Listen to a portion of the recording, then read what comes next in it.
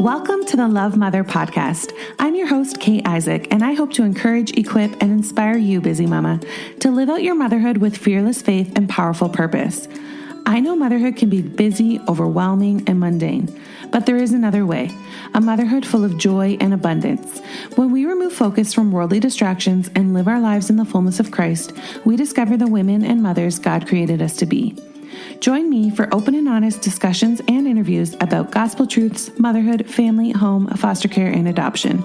This podcast invites God right into the beauty and busy of mom life and was created for mamas who crave more. More joy, more impact, more purpose, more Jesus. Let's dive into today's episode.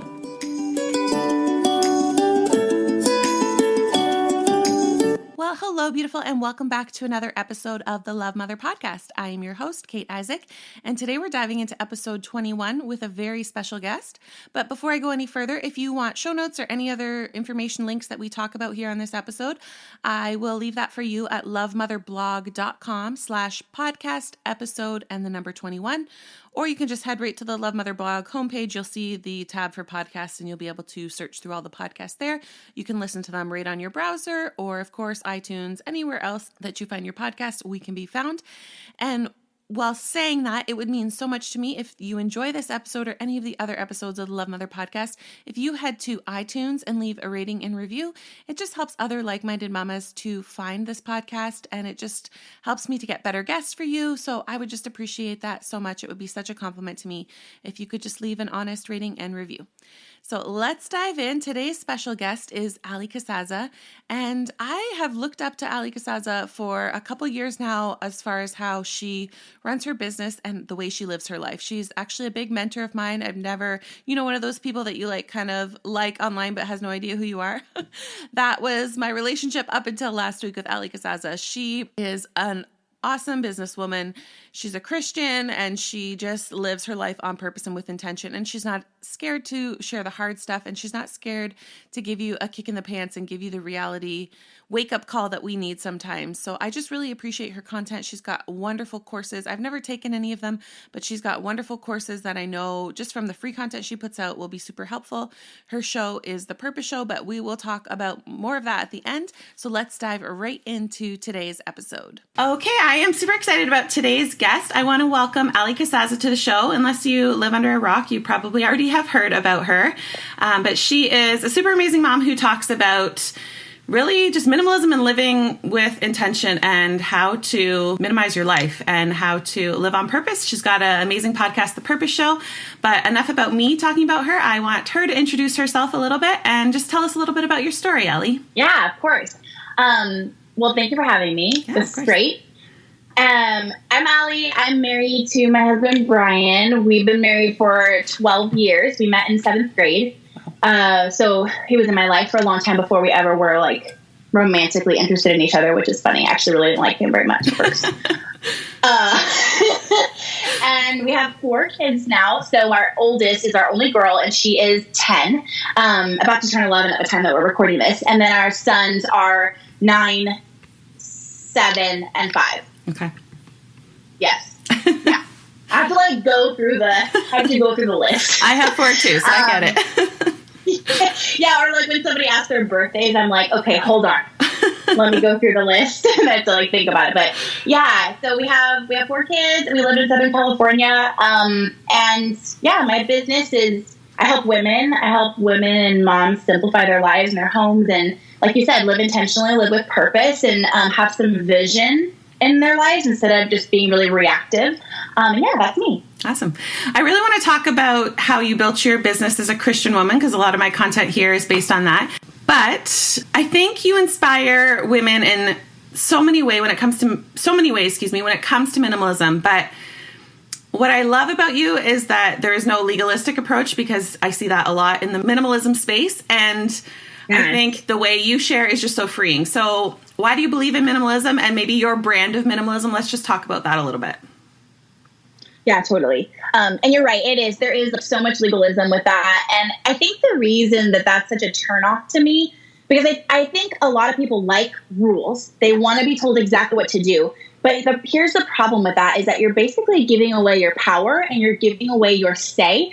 And it's not something that's really sustainable if you're following a bunch of rules that somebody else, and unfortunately, usually like a bachelor or somebody that has no kids. Exactly. Usually that's how it goes. You're following a set of rules that somebody else decided for you was going to be good. And like, this is the way to do it. And you know what? That doesn't work for me. Mm-hmm. And also I think it's a turnoff for me because of my history of like, I went to a really religious school. Yeah. And if it wasn't for God just scooping me up and holding on to me as himself, yeah, I would have been so far from where I am today because they literally just pushed me away. Like it was very much like, this is the way that this is done. So actually faith and minimalism are really intricately tied for me personally. Mm-hmm. And so all of that to say, all of that had come into play in my life when I had at the time when I had 3 under 3. Mm-hmm. And I say that I was very overwhelmed and everyone's always like, well, yeah, but it wasn't like normal 3 under 3 overwhelm. It was like depression, not being able to feel joy in my day with 3 babies. Like I should have felt some joy. Yeah. It was like, I'm not able to get out of bed. I don't want to get out of bed. Waking up in the morning, realizing a new day had started and feeling dread instead of like, I'm glad I slept. Like I'm ready to do this. Like it wasn't because I wasn't sleep deprived because of the baby. Like everyone was sleeping. It just was dread. It was dread over my life. And so God really showed me, I asked him about it and he showed me, this is how you're kind of spending your days. Like, let's look at that. Yeah. And all I saw, it's almost like a vision. Like I saw myself just cleaning up constantly, reacting, maintaining the mundane instead of really being able to even have any space to show up. Even showing up in my house roles, like showing up in my marriage, showing up in my parenting. Like it wasn't like I was wanting to live this super free, amazing life and get manicures all the time. Like I just wanted to feel connected to my purpose, and I didn't because my home and my life were so high maintenance. Yeah. So I hope that makes sense. All of that to say that these two things are intricately tied for me, and I really have a problem with the legalistic approach of really anything because who are we to say that this is the way that you do things? Like it goes on both sides. This is what I know is truth, and this is what God meant, and I just know, and that's it, and you need to follow it, and that's it. Or this is how minimalism looks. This is how you're supposed to do it. If you have more than 7 pairs of jeans, you are so not a minimalist. That's not okay. Yeah. Like it's ridiculous. It's honestly, it's total BS, and I don't play that game. So for me, it's relative. It's life-giving. It's what climate do you live in? What is your family lifestyle like? What kind of things do you do during the week? Like how many jeans do you need? How many toys work for your kids? What if you have special needs? I don't have experience with that. Who am I to tell you? Yeah. This is how many things you need. You don't, it's just ridiculous. So that I'm super passionate about getting away from that and helping women take their power in these decisions and really become owners and ruthless editors of their space. Yeah. I love that. I honestly wish I found you about 6 months earlier than I did because I can resonate with your story so much. And for me, like I became a foster parent and then I always had a lot of stuff and like collected things, but I became a foster parent and then I really started doing emotional shopping. Like a child would be at a visit. I had 2 hours to kill. I would go to Home Goods and just like shop all of the time. And I just got to this point where I looked around and I was like, oh, like how did this even happen? And I wasn't happy. And when I first became a mom, I loved those first few years, but you know, then I had 4 kids and like I had 4 under 4 at once when fostering. And I was just like, I couldn't function at all. And for me, I started praying. I'm like, God, you need to help me with this. You need to help me. And honestly, I wish he sent you to me a little earlier, but that it totally relates to me as well, because God just started convicting me, like, look at all the things around you and what is stealing your joy. It's not your kids. It's not that. It's all of the stuff that you're constantly cleaning up after. And, you know, that is not how I created you to be. That's not how I designed you. And he just really started to speak to me in that way. And then I just started, you know, room by room, going. And I started with where it overwhelms me the most. And that was my kids' room. We don't have like a designated toy space. So I have 2 girls that share a room and then like their toy room, right? So that every time I opened the door, I was like, just dread. So I totally get with I just want to jump in on something you said really quick. Sorry. There's something that you said that is so important, and I love that you said it this way. You said that you realized that what was making you feel overwhelmed and was making you feel that dread was not your kids, but it was like your maintenance, the level of maintaining your space. Exactly. And I think that like that is exactly what I realized. And the power in that is that I realized that our enemy wants us to think that it's the kids, it's the friggin' kids. Oh my gosh, can't you just sit down and like for 1 second just play? Like, look at all these toys, you're ridiculous. Like, get away from me, I have to catch up on this. And we blame it and we put it on them, or we put it on resentment towards our spouses or wherever it goes. It doesn't matter if you're married, if you're a single mom, it doesn't matter. We all have places that we put that. Yeah. And I really believe that that's the enemy's desire, is for that to be placed on the people in our lives, when in actuality, I don't want to say this harshly, like, oh, it's your own fault, but like it is an accidental kind of choice we made by the way our culture is, with this is how everyone's house is. Like, it's weird to not have a ton of stuff. Yeah. And we're not seeing the root cause. Exactly. And it just, all you're seeing is you're overwhelmed and your kids are interrupting. Your kids are like, quote, in the way, which I hear about a lot. And I said that a lot. So no judgment. It can feel like that. Yeah. Sure. Sometimes. But I think it's his desire that we see it as the people are the problem, when really that's the furthest thing from the truth. Exactly. And when I started letting go, it was amazing how quickly my mindset shifted. Like, it wasn't constantly nagging at the kids and like being upset with my husband because he wasn't helping me with this. Like, hello, you live here too. Like, I remember feeling like that. Like, all of this housework falls on me, and like he's out of the home a lot working, like your husband was in the beginning. And I it was just crazy how quickly something shifted when I was just obedient to God's speaking to me, saying like, start getting rid of this stuff. And now, like, I look around my house, I'm like, what else can I get rid of? What else can I get rid of? Because the feeling of freedom that you get from it. And yes, it's hard when our culture just constantly bombards us with, buy this, you need this always. And sales, Black Friday. Exactly. We have a Black Friday culture all the time. All of the time. And I mean, social media has only made it worse, right? So it's just frustrating because there's so many women who live there still. And that's why I love your course. I've never taken any of your courses, but I can just imagine. I don't miss a podcast, so I know a lot about you. But I could just imagine how it helps women. Like, I feel like I came to that realization on my own, and I did the work the hard way, where I really wish I had a course like yours in the beginning to help me through it, because there's so many women, like even in my immediate circle of friends, they're talking about and all of these things. And it's hard for me to say to them, like, just get rid of your stuff. And I promise it will be better. Because the rest of our culture is telling them something completely different.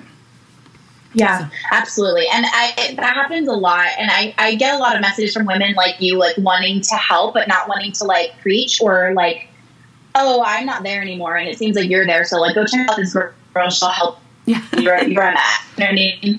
But I think just saying, like, we have to spread this message. We have to support each other. Yeah. We can't just, use the hashtag babe support babes and like, oh, girl boss, girl, we're all in this together. And we have to show up for each other.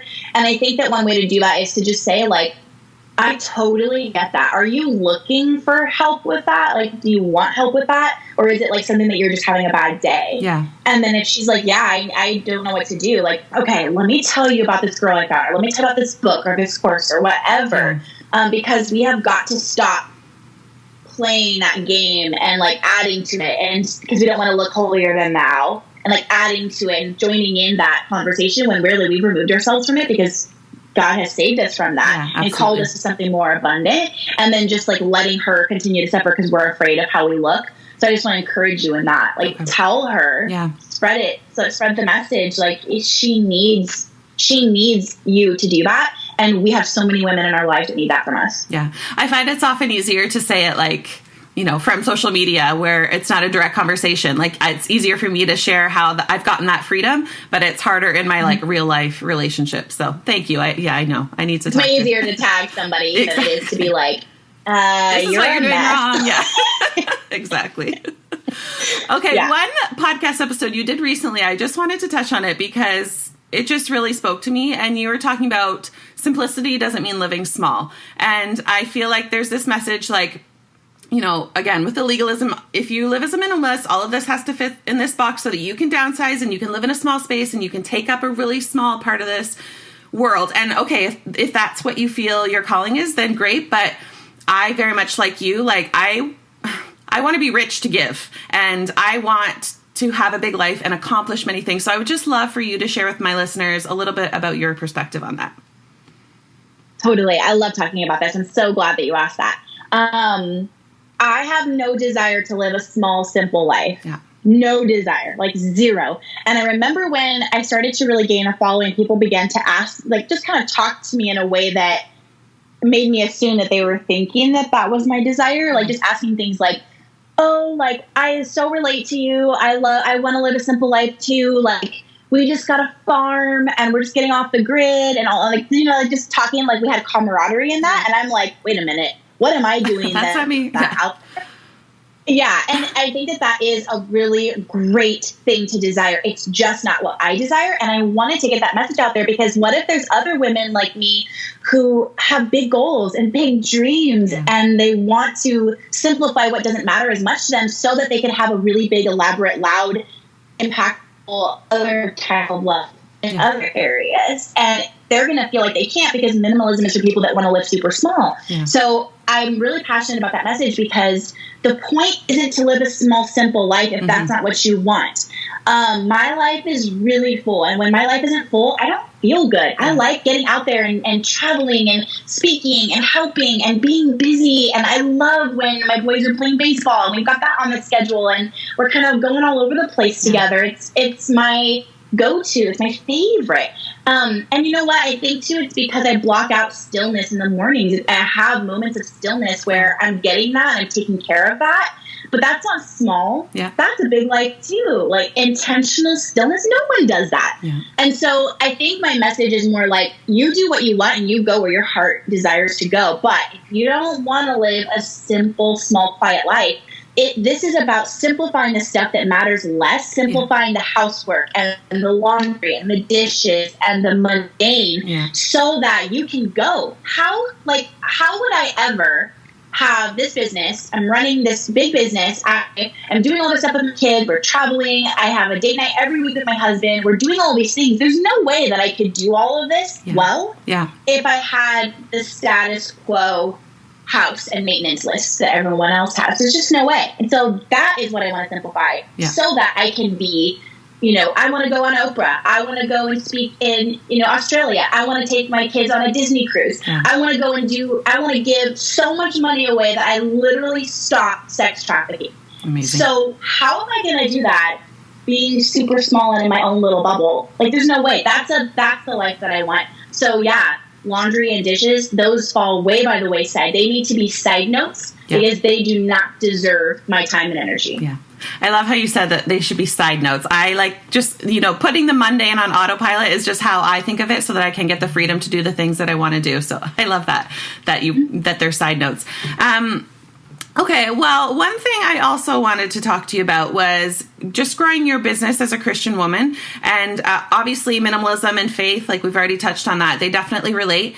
But maybe what I want to ask you first is, so you were going through this journey on your own. How long would you say it took? Like I've heard your business story and it's on your podcast. If anybody wants to go, they can head over to your show and listen to it. But how long would you say it took you from going through this process, figuring it all out, creating the courses to actually like being a legitimate business? Like I'm Allie now. This is what I do. And this is the business and this is the service that I offer people. I'm going to tell you this, but I don't want this to be like discouraging in some way, because if I could do it while breastfeeding and having 4 kids, like and no money, like I have no money to invest in any platforms and anything. I had to do everything like from my bootstraps. Then that means that anyone can do it. Yeah. It was very fast.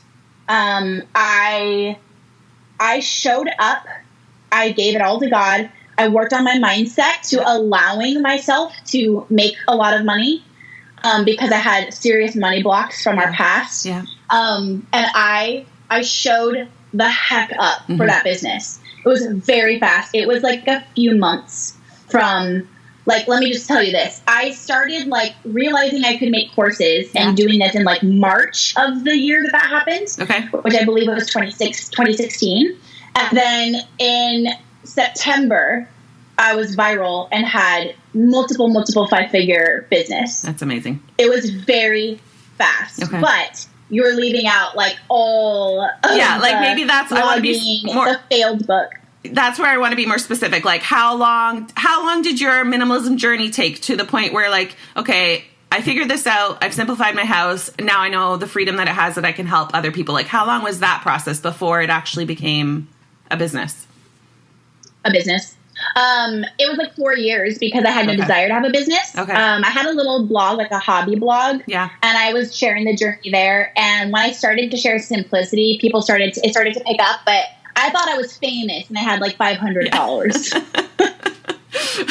it was like that for a long time. And then once we moved to the Midwest and we were miserable in Brian's job, and then that's when I was like, I'm going to try something. And then I had a book that I launched, an ebook that failed, so embarrassing. And then I went to courses, and it was March to September. Okay. Amazing.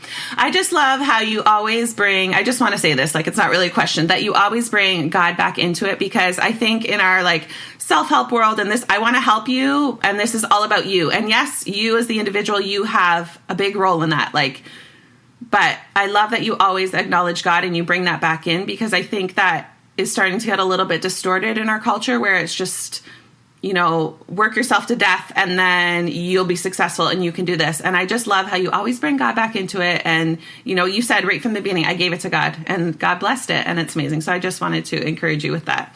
Thank you.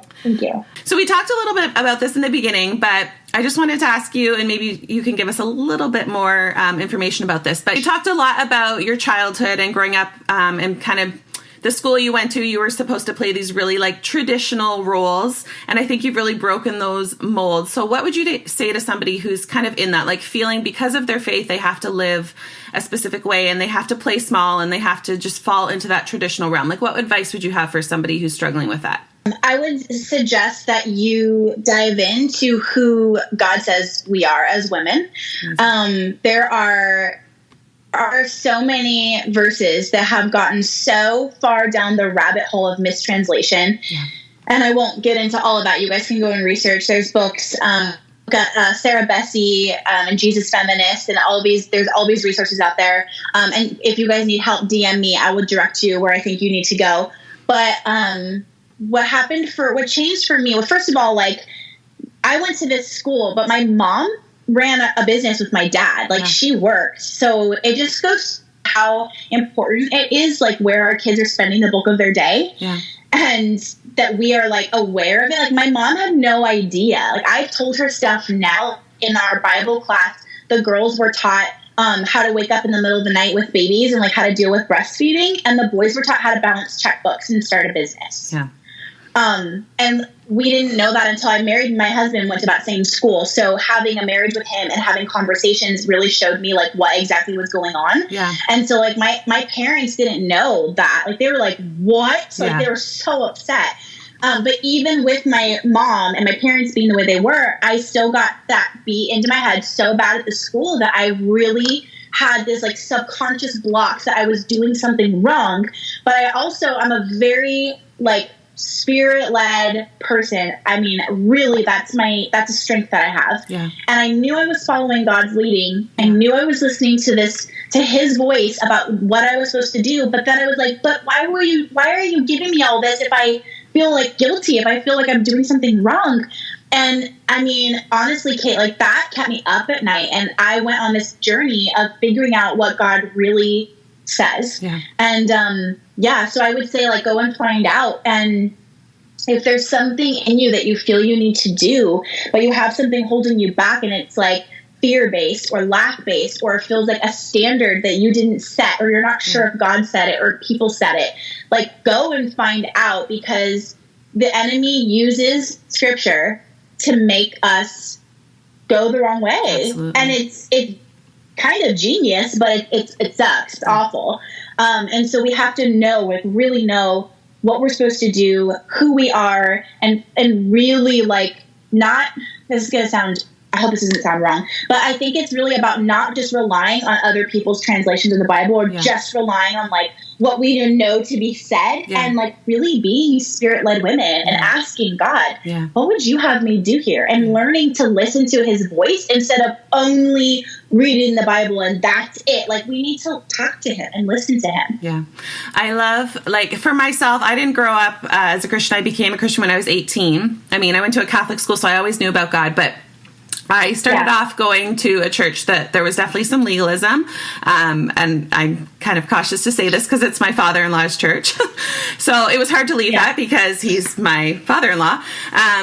And we went to a new church and like my husband and I, both of us, just like we felt like we were here in our walk with Jesus. And then we went to a new church and it was like here and we just started learning all of these new things. And I felt I was very like, very ambitious and had big dreams. And then I kind of felt at first with my faith that I was like, no, you have to be this way and you have to wear a skirt and you have to, just little things like that. And I felt like it was like stifling me a little bit. And honestly, part of me was just like, if this is really what Jesus is about, I don't know if I want to be a part of it. And it took me just really having to study on my own. And I mean, I can't completely fault the church because at that point in my life, I wasn't doing enough of my own independent studying of what the Bible says.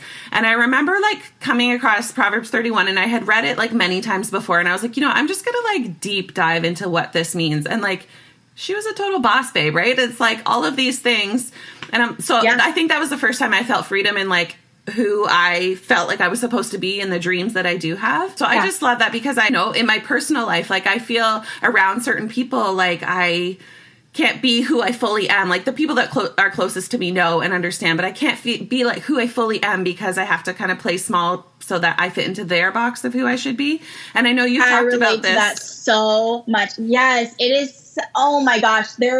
We have literally, I can think of 3 people right now, 3 couples. Yeah. We have literally lost friendships that were like lifetime friendships. So we've been just known them for years because the husband couldn't handle me. Yeah. Like as soon as we weren't the poor ones making everyone feel better about themselves, as soon as Brian stepped back from his job, I became the breadwinner which that term is dumb, but that's what it's called. And I went and I was making money and then not just making money, like making a lot and doing a lot. Yeah. And people like our friends would start to Google and, Forbes and this and 7 figures and they would figure it out. We're not out here talking about anything, but they just figured it out. Yeah. And I mean, broken relationships, angry words like thrown at me over dinner. Like there's been some really bad situations and things that to Brian, like, well, I just would never do that to my wife. Like I'd never put that pressure on my wife. So like, whatever. Yeah. Like just think, and Brian's like, have you met Allie? Yeah. Like can't pressure her into anything. Like she did this and she's awesome at it. And if you had no cereal, and then your wife was like, hey, I just made $70,000 in a friggin' webinar in 1 hour. Like, you would. Yeah. You would with your stupid job. Like, like, I know I'm like super free with talking about money. So I hope that didn't make me feel awkward. No. But I feel like this is not me. This is God. This is his money. This is his kingdom. This is his abundance. Like that I opened up to. So he poured it out. Yeah. He's not going to force anything on you that you don't want. And we all have these subconscious blocks. What will this person think if we are rich? Yeah. What will this person say if I change to, do you know the things that must get said about me? All people see is that I take pictures in front of cute Instagram walls and have a podcast and just like make all this money. They have no idea because they don't want to. Yeah. They want to see it as shallow and negative. So they do. And that's, go ahead. Yeah. All I know is like, I'm here and I have a purpose. And the good guys, the good girls have to get money because the bad guys have had it for so long. Exactly. We've got to fight. Like we have to fight for this. Yeah. I just love how you talk about that because my husband is not like he's an electrician. So he wants to go to work, do his job and come home. He doesn't have like an ambitious bone in his body as far as like, I want to bring home the bacon and like, he just wants to work, provide for his family, But his like dream is overseas ministry and to like go into that full time. Like my husband's heart is bigger than the ocean. And I totally believe God put us together because I have the one that has the ambition to get him there. And like who's going to pay for him to go overseas? Exactly. Like that's the thing. It's like so stupid when Christian people are like, I'm just super amped up about this. It's so stupid that you would say like, oh, money is the root of all evil. Like, oh, well, you really shouldn't do it for the money. Yeah. How do you help orphans? Exactly. How do you stop sex trafficking? Exactly. How do you fund? Do you know how many missionaries are getting funded from what we do? Like, how do you think we're doing that? Exactly. Money. Exactly. Like, it's a neutral tool. Yeah. Just like food. Yeah. That can get taken way too far the wrong way because of the person, not because of the thing. Yeah.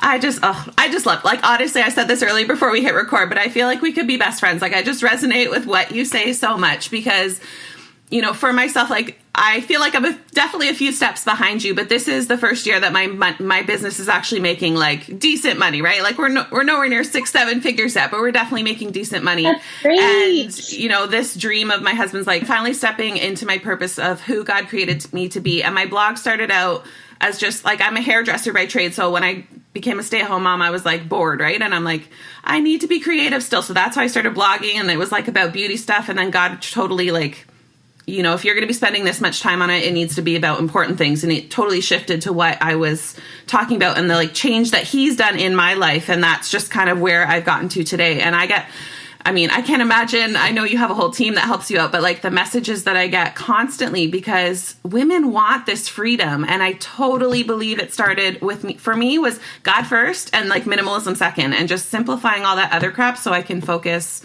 on this. And I mean, you're the guide that gets so many people there. And like I said, I just wish I found you earlier because I had to figure it out the hard way. But yeah, there's no real question to this. I just resonate with everything that you say so much. And yeah, it's exciting. I love that. Yeah, we are friends now, so we're good. Okay, so the last thing I wanted to talk to you about was when I first found you, you had mentioned that you might be fostering, and we talked a little bit offline about this. But how has God kind of brought that into your life, and where has it taken you now? Is that something you still are going to do? Like, yeah. Okay. So where we're at is we started the journey of that with like just feeling, for lack of like a less Christianese answer, just feeling led to that. Yeah. And so Brian and I are both like really intuitive. We're really spirit led. Like we really just pray about everything. And sometimes not even like, sometimes we pray as we're walking forward. Yeah. And then like if the door shuts, we're like, okay, never mind. But with that, like we really felt led, and we were like walking down that road, finding different agencies, working with the California foster system, like just kind of looking at like, okay, how does this work? Like, how do you adopt a person? Like, what does this look like? Going down all the options. So we became really connected with different agencies in California, like private agencies and the foster care system. And a couple of friends that we have were adopting through the foster system at the same time as us. So we were kind of like immersed in the California adoption system and process on all different ways that you can go about that. Yeah. And we began to see like so many problems that I won't get into in detail here, but just it's really, really bad. Yeah. And the process and the needs and the things that these agencies need, the things that the state like needs, that they're just not prioritizing their money, which as a California business owner who pays a crap load of taxes really can get you angry. Yeah. But it's not about that. Fine.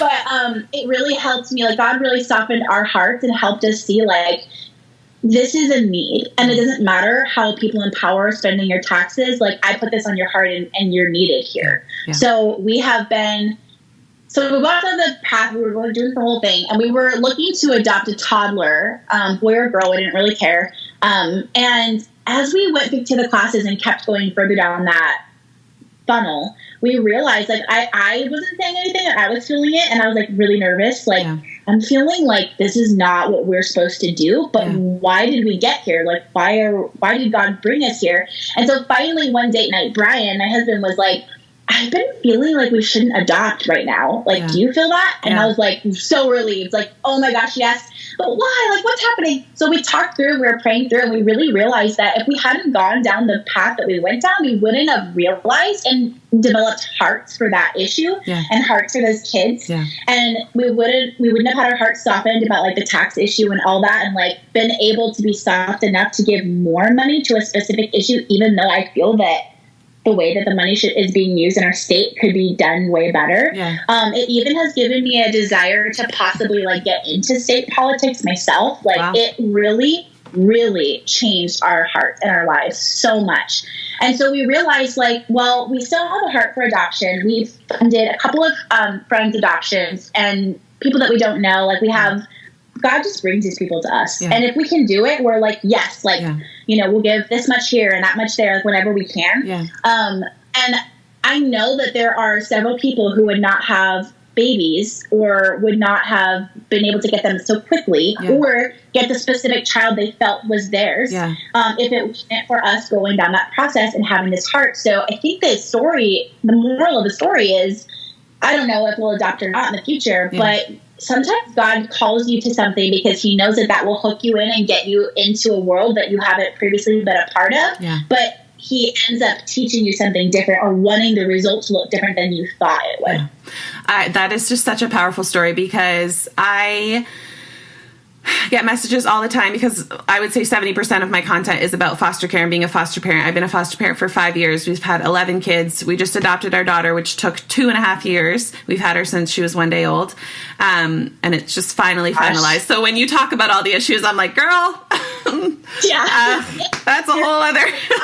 Yeah, there's a lot, and I think it looks like just being like we are connected with people. Like when you're going through the adoption process, and you ask what you do, like how do you make money, like what do you do, and so my job comes up a lot, and my job is a very like if you hear what I do, it's like it's curious, like you're like wait what? So we got to know a lot of the women and men that are in power in different agencies and in the foster system, and you know like doing things like giving them a course for free and building that relationship and like hey, can you talk to me, like what could we do to help, like what are the problems, how can I vote different, how can I show up, how can I serve with my time, how can I serve with my money, and I mean it's not like we're making huge waves over here or anything, but just little things like giving a few $1,000s that we're sitting in our giving fund to a specific family for adoption, like that's really big.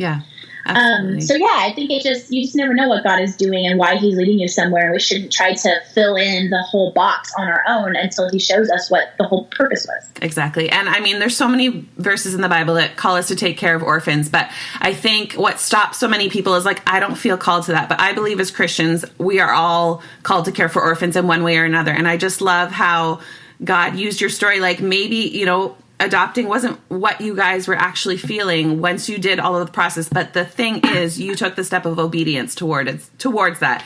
And there's this book by Jason Johnson, who's like a popular foster care blogger, and it's called Everyone Can Do Something. And it's just, that's a lot of what I try and share on here is like, God blessed you abundantly with finances, and look how many people you've been able to bless in the adoption and foster care community through that. So maybe that's not your story, but he's still using it, and you guys are doing amazing things. So I just love that. Your story is really powerful because honestly, it's just, as Christians, like taking that step of obedience doesn't mean you're going to adopt a child. It doesn't mean you're going to be a foster parent for 20 years, but you're going to help impact the orphan crisis. Journey. That's not everyone's calling. Exactly. And you talked about like wanting to end human trafficking. Like, do you know how many kids are in foster care because of human trafficking? Like, you know, the way God's using you in that way, like you're not here, just the kids are already here. You're going way up here to stop. That will stop a lot of kids even coming into care if you can help. Absolutely. They're I don't think people realize how much those things are connected. No. They're definitely more connected than anything else is connected to sex trafficking. No, exactly. And I had no idea. And for me, it's until you get involved. Like, we can't be ignorant to all of these major problems in our world, especially when it involves innocent children, right? And that's just like, I'm so passionate about sharing that. So I just love that you shared that story. Just to finish off, I don't have any other questions for you, but I just, if nobody that's listening right now, I'm sure most of my listeners probably already listened to you, but where can they find you? Go listen to the Purpose Show podcast. I love podcasting. That's kind of like the front gate of everything that I do. And just listen and see kind of what stands out to you. If there's a specific way that I can help show up for you and serve you and make your motherhood and your life lighter, just start there. And there's courses, there's resources, both free and deeper dive paid. There's business coaching. Like, I would love to just help everyone listening step into the intent that God has set for your life. I just love your heart. Thank you so much for being on the show today, Allie. Yeah, thank you. And I'm just going to end in a prayer if you don't mind. Yeah, of course. Okay. Dear Heavenly Father, I just want to thank you for this time together that I could speak with Allie and that she could share all the amazing things that you're doing in her life to serve other people, Lord. I think the biggest part of her business and ministry really is just helping other women to succeed, to get freedom, to do the things that they are meant to do, that you designed them to do, Lord. So just continue blessing her message, blessing her abundantly, because she is somebody that's doing such great things, Lord. We just thank you for this time together. We dedicate this episode to you, and that we hope it has major impact on people listening today, Lord. In Jesus' name I pray. Amen. Amen. Oh my gosh. Thank you so much. It's amazing. Great.